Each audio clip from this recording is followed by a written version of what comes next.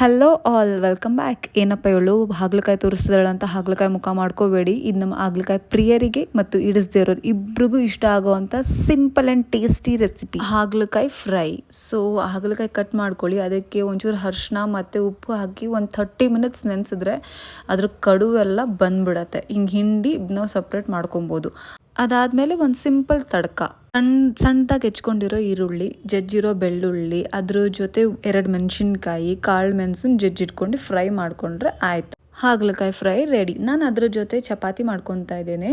ಈ ಚಪಾತಿ ಸ್ಪೆಷಲ್ ಏನಪ್ಪ ಅಂದರೆ ಮೇಥಿ ಮತ್ತು ಕ್ಯಾರೆಟ್ ಕೂಡ ಹಾಕೊತಾ ಇದ್ದೀನಿ.